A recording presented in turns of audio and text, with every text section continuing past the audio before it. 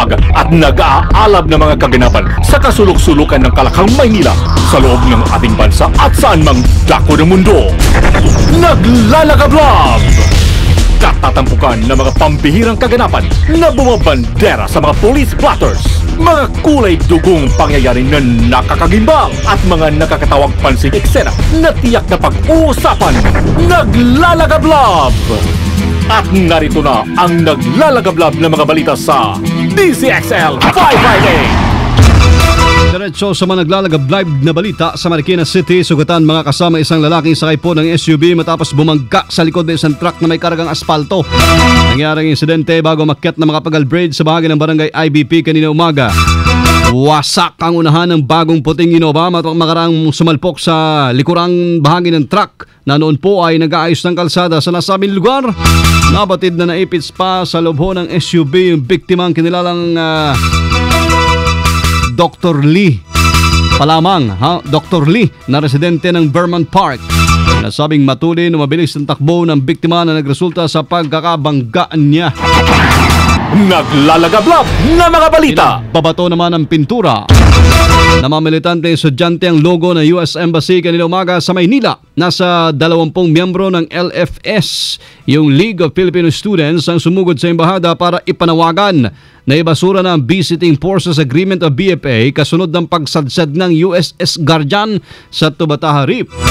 Nagtalsikan pa ang pintura ng mga natalsikan pa ng pintura. Yun, yung mga responding puliso. Hindi na ilang mga taga-media na nag-cover sa lugar. Dahil dito bagyari nakapekto sa trapiko ang aktibidad. Naglalagablab sa 558. Isang Pinoy nawawala pa rin sa Algeria hostage crisis. May report si Joyce Sadra. Joyce, iradyo mo. Nakikipag-ugnay na ang Philippine Embassy sa Tripoli sa Algerian authorities para mahanap ang isa pang nawawalang Pinoy sa nangyaring hostage crisis sa Algeria. Samantala, nakikipag-ugnay na ang Department of Foreign Affairs sa pamilya ng pangwalong Pinoy na nakumpirmang patay sa pag-atake ng mga terorista sa gas field sa Algeria. Nanindigan naman ng DFA na wag mo nang isa publiko ang pangalan ng 8 OFWs na namatay sa nasabing pag-atake. Tiniyak naman ng departamento ang agarang pag-uwi sa labi ng mga ito sa tulong na rin ng kanilang employers. Kasama mo sa DFA para sa DZXL 558. Choice Adra, Tatak RM. Naglalagablab sa 558. Malacanang tiwalang mapapanatili ang pagdami po ng bumibisitang turista sa bansa. Sama natin sa balita, Deo De Guzman. Deo, iradyo mo. Tiwala ang palasyo ng Malacanang na kayang mapanatili ng gobyerno ang pagdami ng mga turistang pumapasok sa bansa. Ito ang sinabi ng palasyo matapos maabot ng pamamaraan ng 4 million mark tourist arrival. Pumalo kasi sa 4.2 million tourist ang pumasok sa bansa noong nakaraang taon. Ayon kay Presidential Spokesman Edwin Lasiaga, ginagawa ngayon ng pamamaraan ng paraan para mapanatili ang pagdami pa ng bumibisitang turista. Sinabi ng Lasiaga na ongoing ang mga infrastructure projects ng gobyerno para sa tourism sector. Sinabi din ng Lasiaga na nabuo ang tiwala ng Department of Tourism na maaabot ito ang target na 10 million tourist arrivals sa 2016. Kasama mo sa Palasyo ng Malacanang para sa DZXL 558. Leo De Guzman, Sata, RNN. Naglalagablab na mga balita. Diretso sa Quezon City tayo, humiga sa kalsada ang isang miyembro po ng Alliance of Health Workers at iba pang kaalyadong grupo sa tapat ng National Kidney and Transplant Institute Diagnostic Center sa East Avenue Medical Center kanina umaga. Mga kasama, pinoprotesta po naman ito yung napipintong pagbibenta ng mga ospital ng gobyerno sa pangunguna ng pagsasapribado ng Philippine Orthopedic Center na sa isa sa lalim sa pre-bid conference mula ngayong araw. O dito nananawagan din ng mga militante kay Health Secretary Enrique Ona na magbitiw na sa pwesto. Tumagal ng halos 2 oras ang rally at nagdulot na naman ng pagsisikip ng daloy ng sakyan sa lugar. Naglalagablab na mga balita. Sa Pasay, naharap sa patong-patong na kaso ang 8 security guards na nahuli sa kasagsagan po ng demolisyon sa Ross Boulevard kanina umaga. Nakatagdang sampahan ng kasong direct assault, physical injury at paglabag sa common gun ban ang mga nasabing CQ na tinuturong unang ng bato sa demolition team at mga pulis kung saan tinamaan sa mukha pa ito si Espioto Angel Atos. Dahil po dito nakatagdang operahan si Pioto Atos na ninamatinding pinsalang tinamo. Ang mga nasabing CQ ay kabilang sa Sinai Security Agency na nahulihan din ng 3 shotgun. Naglalagablab na mga balita. Lumayo-layo tayo sa Sorsogon naman. Nagbanggaan po isang pampaserong bus at truck sa Maharlika Highway sa bahagi ng Barangay Rawis, Castilla kanina alas 3:30 ng madaling araw. 2 agad na binawian ang buhay doon habang aabot naman sa mahigit kumulang sa 4 na pampasero ang sugatan. Kabilang sa dead on the spot yun pong driver ng Ilabel bus na si Raimundo Lapso Oliva na taga Cam Norte at isang pasero niyang si Johnny Fribaldo ng Bibingkahan, Sorsogon. Binabaybay noon ng bus sa nato ng lugar nang bigla na lamang itong sumalpok sa isang truck kung saan isang bata ang sinasabing tumilapon sa labas ng bus sa lakas po na impact. At sa ngayon nagpapatuloy pa yung investigasyon sa insidente at iba pang pagkakakilanlan ng mga biktima inaalam pa. Nabatid na mula sa Metro Manila at patungong Northern Samar ang pampaserong bus nang mangyari ang malagim na trahedya. Naglalagablab na mga balita. DZXL Ulat Palaro. Palakas naman tayo mga sama, pasok na sa quarterfinals ng 19 Super King Siong Cup ang Smart Gilas Pilipinas. Yehey! Sama sa script eh. Ito'y matapos manalo ang 3 sunod ng Smart Gilas kontra Malaysia, score na 119-46 sa ginanap na laban niya sa Queen Elizabeth Stadium sa Wan Chai, Hong Kong. Ginawa ni Greg Lomo at Greg Slaughter ang national team na may score na 27 points habang nagambag naman sina Kevin Alas at R.R. Garcia. Ang kapwa may 18 points kung saan hindi rin nagpahuli ang PBA player na si KG Canaleta na may 14 points. Hindi naman napaglaro si Slaughter sa kanilang first 2 games dahil sa nakaranas siya ng food poisoning. Base na rin sa naging pahigpon ni Coach Chad Reyes. Magpapahinga muna ngayong araw ang Team Pilipinas bago sumamak sa quarterfinals na magsisimula bukas Sabado, January 26, 2013. Naglalagablab na mga balita. DZXL Showbiz Balita. Alapan din po si Loli.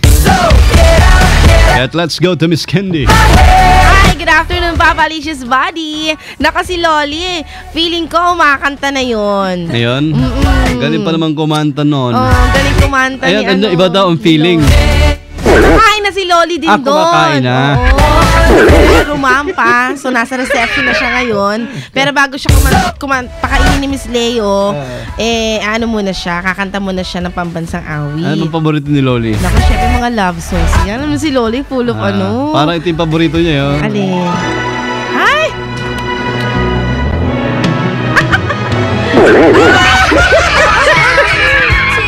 Ay, hindi ba yan? Ay, ganyan ba? Ano ba parang palito yan Miss Philippines? Ano ba? Akala mo mga more than words. More than words. What makes you beautiful also, di ba? By One Direction. Body Wonderland? Baka alam ko, body rock eh. Ano ba yan? Ikaw, Loli, dahan-dahan ka lang dyan, Oh, yan. Si Solo anak, napareak tuloy sa'yo, Miss Candy. Bakit? Mukha ka raw giniginaw. Ganyan talaga. Kapag alam mo, nasa Twitcherland ka. Twitcherland. Pumayat ka dyan, Miss Candy, ha? Talaga, ay, ganito na lang kabubuhay. Ganyan ka na, balat na balot ka eh. Alam mo naman dito sa Pilipinas, no, ramdam din yung lamig ng hangin. Akala nyo dyan lang sa ibang bansa. Abot nga daw sa 0 degrees. O, kita mo, hindi napigilan ni PB mag-react. Kasi siya rin nakakaramdam ng lamig, di ba? Congratulations! Nararamdaman mo na yan ngayon. Pero naka-sleeveless pa yan. Medyo off-off pa. Off-shoulder. Off-shoulder. Grabe. Pero malamig na yan, ha? Kahit pa off-cam siya, pero on na. Off-cam siya, pero on-air na pala siya. Grabe. Ikaw talaga yung PB. Nakakagulat ka, ha? Kaya kami, believe kami sa'yo, PB. Oo nga, syempre. Ikaw pa, lagi ibang klase yung sabi nga ni Rambo, passion. Passion, dedication, ganyan lahat na. Passion of the Christ. Tindi. Ikaw, PB, ha? Ikaw, PB, kailan ka larampa? Kung mamaloobin. Parang mamarapatin lang. Ni Pero father. mas magandang pangin yung mamaloobin. Ay, kung mamalabasin. Mamaya, rarampa na raw. Narinig mo naman, ha? Ay, narampa na. Uy, kasama si Joawin. May ganun talagang ano. Akala mo hindi ko nosting Ikaw yun, bang, si PB ba showbiz natin? Showbiz natin, ano ba naman Sorry, akala ko si PB. Eto, medyo hindi kagandahan ng news natin, no? Bakit? Kasi itong si Julio Diaz, yung batikang aktor, na aksidente siya habang nasa kalagitnaan ng taping ng kanyang indie film. So, medyo nabalian lang naman ng kanyang balakang. Medyo kailangan niya ng mahaba-habang panahon na pahinga at physical therapy. At ayun nga, sobra siyang nag-cry lalo at habang nagpapasalamat sa kanyang mga kasamahan sa Showbizlandia dahil na-realize niya na hanggang ngayon pala ay napatunayan niyang marami pa rin nagmamahal sa kanya. Dahil nag-ambag-ambag ang ilang mga artists para tulungan siya sa pagpapagamot. O, diba? Ganun naman talaga kapag nakakatuwang isipin kapag may nangyayari sa isang katulad natin kasamahan sa Showbizlandia o kahit na sino man, saan pa mang sektor, kapag na-appreciate natin yung kanilang pagdamay. Tama. Diba? Bigla na lang nagsusulputan isa-isa dyan. O minsan dagsa-dagsa pa. Kay Papa Pepe. Oo nga po. Pimentel. Grabe no. Yung kwarta o kahon na yan. Nabutan natin yun kahit paano. Mabadi napanood ko yan ng personal sa SM North. Ganun ba? Oo. Meron pa nga siyang parang babaeng co-host yata nun. Siya yun. Connie Angeles ba yun? Ay hindi. Sa ano yata? Iba din nabutan ko eh. Sa kapwa ko mahal ko yata. Iba pa rin yan. Oo nga. So pakikiramay kay Pepe. Oo. At syempre yung saka magpagaling. prayers kay Julio Diaz tuloy. Kay Julio. Kay Julio Diaz. Sama ni Henilyn Mercado. Ano ba yan? Mukhang masarap ang ulam nyo sa newsroom ngayon, ha? Wala pa nga eh. Wala pa ba? Pero ramdam ko na yung amoy magmula doon sa reception. Ganun ba? Wow. Ang lakas ng amoy yan. Siyempre parang network lang yan eh. Yan talaga ganun, pagutom. Alam ba naman yan? Lumalakas ang pangamoy. Correct. Thank you, At saka Miss yung pananalig mong malapit yung dumating. Amen! Ayan pa nga tingnan yung showbiz, chika. Nako ha, magpagaling ka. Idol Julio Diaz. Nako, medyo matagal pang recovery yan. Matagal ba yan? Matagal yan kasi nabalian ng balakang sakit nun. Grabe. Mahirap Kasi talaga. naman, kung ano ginagawa mo. Balakang pa, no? Oo, balakang susi ng tagumpay. Para makatayo. O, diba? Sarap ng buhay. Ikaw pa lang iisip mo dyan, PB. Ikaw Buti na lang may balakang ka. Bye! Bye! Sandal Dakila, Miss Candy, Atak, Thank you, Miss Candy. Pantay ulit, hindi gasgas, hindi umatras, medyo madulas. Ito ang balitang panghimagas. Kuya Buddy, talagang yan yung intro.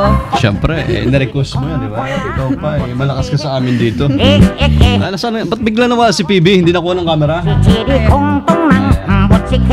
Wala talaga. Sige mamaya. Ayan, Miss PB, good afternoon. Good afternoon, Uan. Happy birthday pala sa nakikinig na si Christopher Tom Wong. I wish you all the best and I hope that this day will bring you smile. You're only 25 once, so enjoy it while it lasts.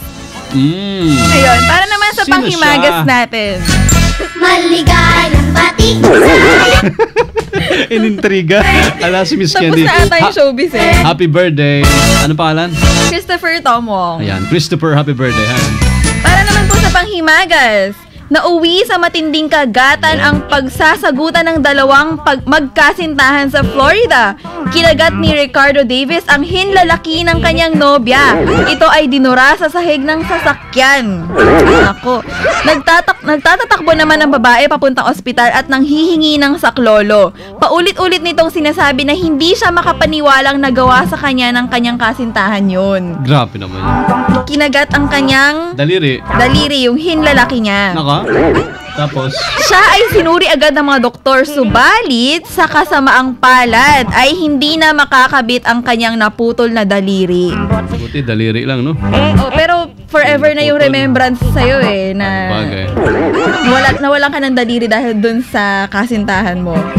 Papayag ka bang may mawala sa kasintahan mo, parte ng katawan? Hindi ka Siyempre, papayag. mas maganda at kompleto, diba? Kompleto dapat. Ang 35 niyang nobyo ay nakulong sa salang aggravated battery. At yan po ang panghimagas natin kan DZXL Sinwon Chongsin Washer Phoebe Tatak RMN. At kasama niyo po sa DZXL News Center, ako po si Phoebe Tatak RMN. Thank you, Miss PB. Naglalagablab na mga balita. Paano ho maasama diretso man naglalagablab ng balitang Tatak RMN yung napakinggan sa DZXL 558 tanghali po ng Biyernes ngayon, 25 na Enero 2013. Kasama niyo sa serbisyo publiko sa alam po ni Weng de la Peña.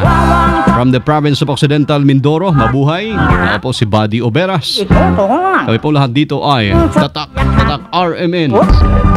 Sumayin niyo ang 15 minutong kalipunan ng mga pinakahuling kaganapan sa Kalakang, Maynila, sa ating bansa at saan mang dako ng mundo. Naglalagablab! Dito lamang sa Unang Pihit, DZXL 558, ang bagong kasama mo. Kung gusto mong